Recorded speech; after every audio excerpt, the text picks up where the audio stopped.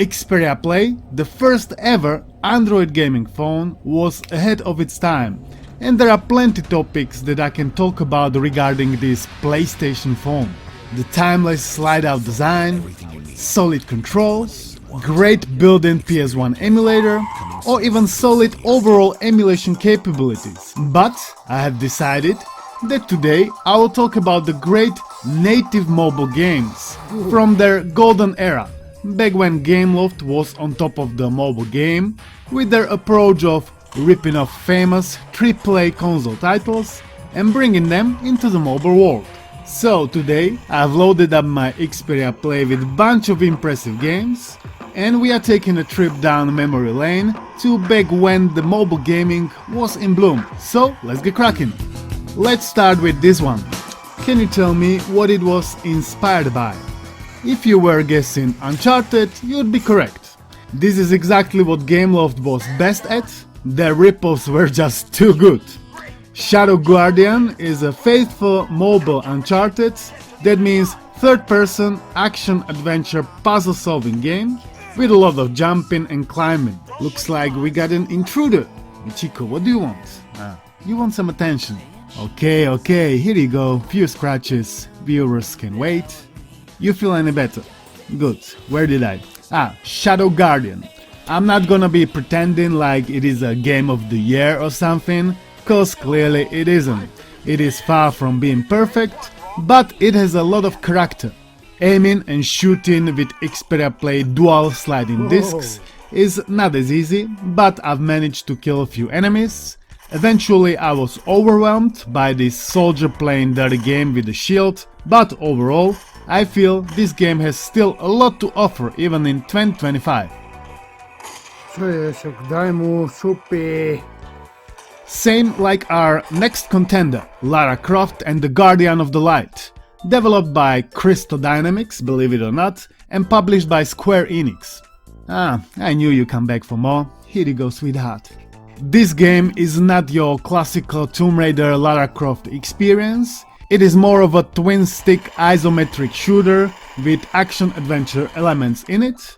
You are going from area to area, solving puzzles, killing monsters, collecting valuables. The actual gameplay is really solid. I was surprised by how good it controlled even with Xperia Play discs. It took some getting used to, especially when I wanted to dodge and then quickly strafe and shoot. I didn't get very far, but I could see straight away that the devs have put a lot of thought into it. You've got unlimited ammo, you can land mines, you can play as different character. There was also multiplayer available, although not sure if it still works. If not, it might work on Switch or Android, cause this game is still available even in there, officially on the Play Store, which is great. Next we have Need for Speed Most Wanted, no, not the proper console version, but the Android port. But wait, this is actually a decent port. Developed directly by EA, I believe. There is no open world aspect in here, but the graphics are pretty. Native Xperia Play physical controls are fully supported and they feel great. Soundtrack is spot on, filled with songs that will make your heart race. Gameplay is thrilling, and cherry on top, no microtransactions, oh yeah, great old days. If my gameplay seems to suck, it is because it kinda sucks. The physics were decent, but I wasn't able to get in line with them in the set time limit. I feel like I owe it a race or two.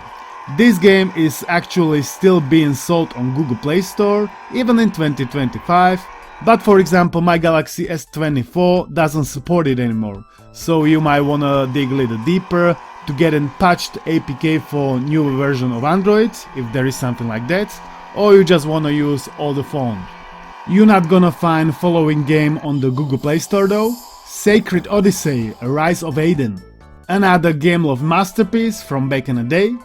This one is basically like a 3D old school RPG in the style of Zelda. You have to gain new items and abilities that will allow you to solve environmental puzzles and find secret treasure chests. Again, most of these old school Gameloft titles can look funny and not exactly appealing or enjoyable, but I assure you that there is more to it than meets the eye. Same can be said about the Android port of Carmageddon. Just recently we have received open source Carmageddon for PS Vita, Death Race, which is great, and this Android port is a bit trimmed down compared to the original release, but it has also some benefits, like much improved graphics. This game was banned or censored in many countries around the globe, no wonder why, it is just too brutal. It is still available on the Play Store, albeit not for the latest Android version. I wonder why companies stop doing things like this, to get an old school PC game and transfer it into the mobile world. I feel like nowadays it's mostly just about money, there is not much money in here to make, so why even bother? Which is a big shame, and such things nowadays only happen when modders gonna do it. God bless them. Also, once again, I would like to give shout out to the Xperia Play Discord server. That's where I get all of these games, because as you might know, you can only sideload applications on Xperia Play. There is no Google Play Store support anymore, unfortunately. Bard's Tale is next, an old school action RPG remastered into the HD Android world. This is exactly what I'm talking about, Android gaming at its best. Still available on the Play Store since 2012. I've installed this game just recently on my Vita because a viewer recommended it. I haven't played it previously and I gotta tell you, it is a hilarious game, I love it. The action aspect is okay, you can also use some magic spells, but most importantly, the storytelling. It is just on the next level. Plus the funny accent, it just goes perfectly together. Can't wait to play it for some more. I've just killed the big rat, read through some dialogues, had a good laugh, and then I moved on to the next game. All hail the bard, rat killer, and twisted blade, who's bravely made the How about you tell the story and leave the sarcastic patronizing to me, okay? Also, God bless all of my Patreons and supporters that keep this channel afloat. You are the best, and I appreciate every single one of you. I just want you to know that. When someone mentions Xperia Play, first game that comes to mind is Dead Space Mobile. Another shining example of a mobile game done right. It was made as a spin-off to the console versions, and we can nicely see that even with smaller budget and less known developer like Iron Monkey Studios, it is still possible to make something worthwhile. What's more, it is still actually very playable and enjoyable even on the Xperia Play with its shitty controls.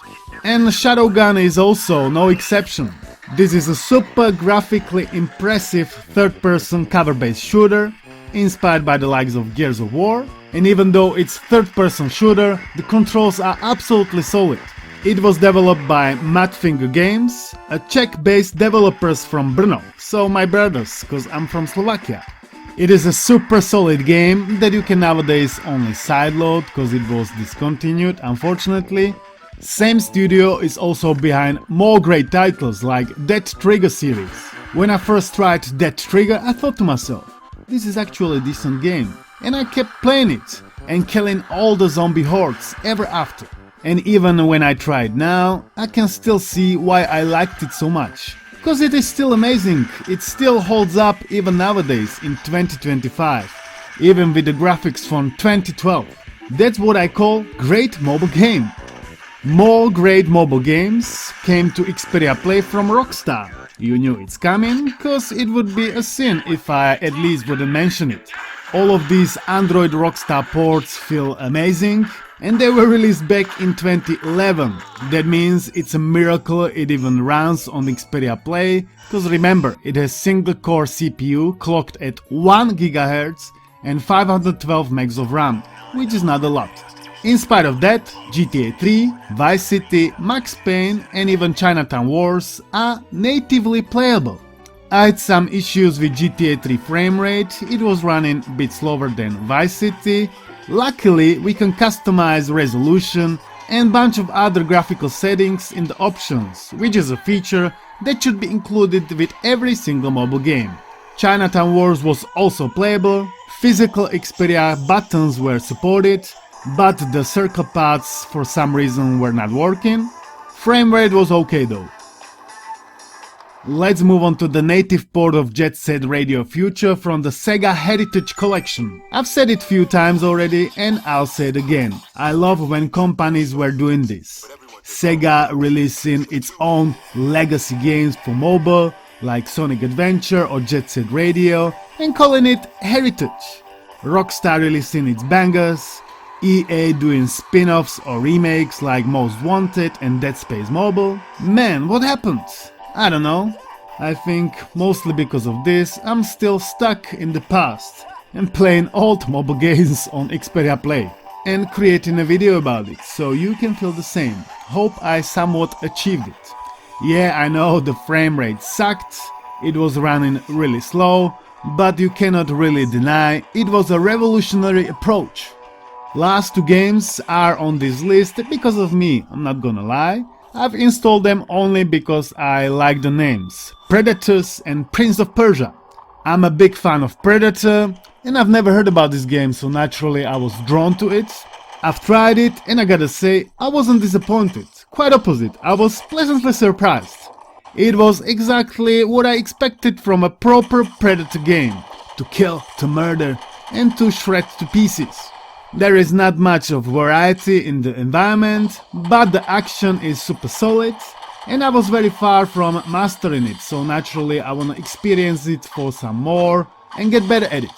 Prince of Persia, The Shadow and the Flame is the last one I've tried. The gameplay felt kind of familiar and I wasn't sure where to place it. It felt like it is inspired by the old school DOS Prince of Persia, and indeed it was, because it is a remake of old DOS game Prince of Persia 2. Gameplay has surely changed, combat now has combos, there were new enemies added, it was developed by Ubisoft Pune, and it fits nicely into this video of golden era of mobile gaming, when companies were actually doing things because they love to do it, not because they have to or because they wanna earn a lot of money. I'm damn sure this Prince of Persia is not gonna appeal to many people, but it certainly appeals to me, and that's what matters, cause I'm the one who's gonna play it, right? Is this the end of golden era of mobile gaming? You tell me. There are so many games coming out that it is very hard to keep track of them all. There are so many of these clones of arena shooters, battle royales, Minecrafts and whatnot. I'm sure there are some decent ones as well, but it's hard to find them. If you know any, let me know down below. If you enjoyed this video and you wanna see more like this, show it some love, like, comment, subscribe, join. I would like to thank you all for watching, thanks to members and Patreons for their support, and I'll see you in the next one. Peace!